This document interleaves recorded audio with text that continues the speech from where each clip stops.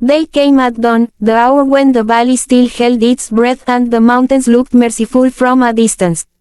Mara was already awake. Widows learned to wake before pain arrived. The first knock was never loud. It didn't need to be. The men knew she would open the door. If she didn't, they would break it and at the cost to the least she could never pay. Mara wiped her hands on her faded dress and stepped aside as the foreman and his two helpers entered her small house.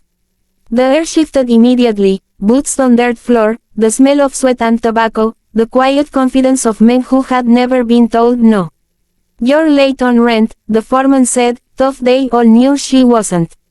She had paid yesterday, in coins counted twice.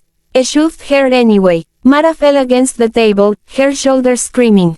She did not cry out. Crying made them linger. Silence made it end faster.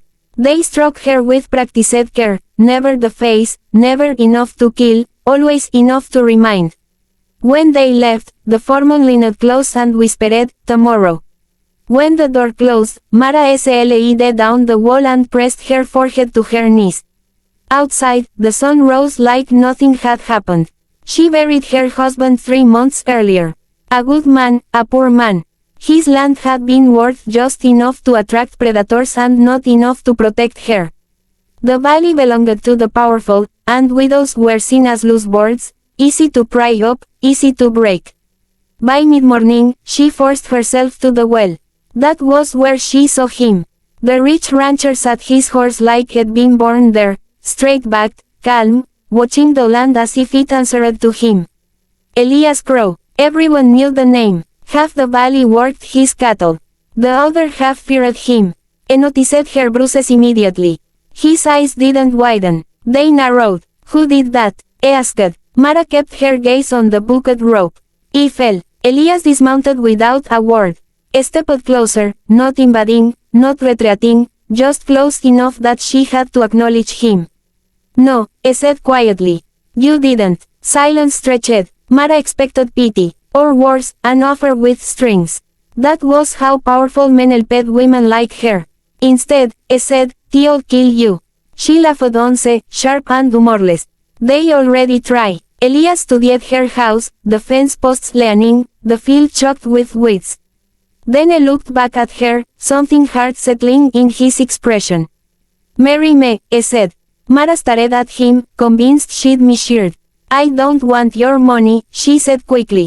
"And it won't be owned again." "I don't want your body," he replied just as quickly. "And I don't buy people." That stopped her. "This would be a contract," Elias continued. "My name protects you. My land becomes your shield. In return, you give me one thing."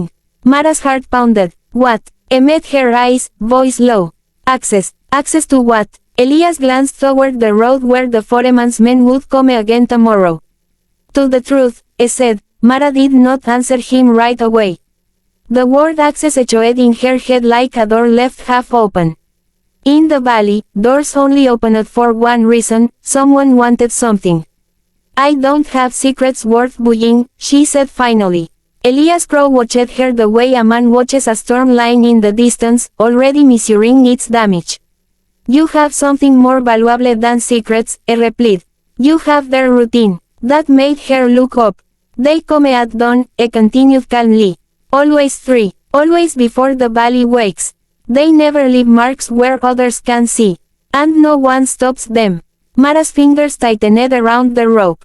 "If you know all that, why not stop them yourself?" "Because," Elias said, "fear not the disease. Fear the symptom." He stepped closer and lowered his voice. "Those men don't move without permission. Someone higher is collecting land, fear, silence. Widows are just the easiest harvest." Mara felt cold despite the rising sun. She had sensed it, deep down, but hearing it spoken made it real. Organized cruelty was worse than random violence. It meant there would be no mercy. "You want me to spy," she said. "I want you alive," Elias corrected. "And I want them careless." She shook her head. "Marriage won't make them careless. It will make them angry." Elias almost smiled. "Exactly." By sunset, the valley buzzed.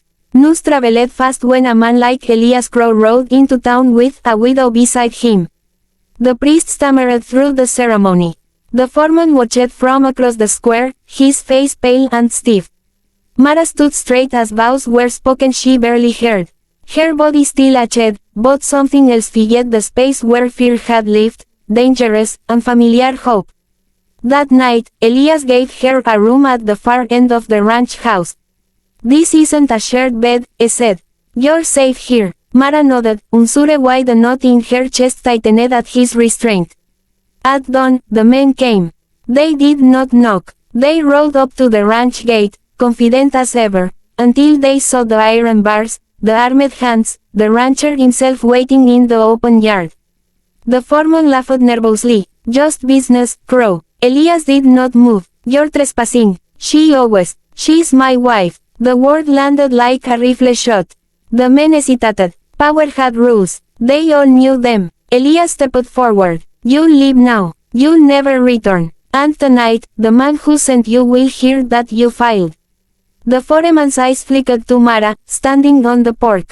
For the first time, she did not look away. They left, but Elias did not relax. "That was the test," he said quietly once they were gone. "If they backed down, this stays clean. If they don't." Mara swallowed. "Then what?" "Then we stop pretending this valley is peaceful." That evening, Mara told him everything, names, paths, whispers she'd overheard while pretending to be invisible. Elias listened without interrupting, building a map in his mind. When she finished, he stood. "Tomorrow," he said, "we set the trap." Mara realized then why he had married her. Not to save a widow, but to expose a kingdom built on breaking them.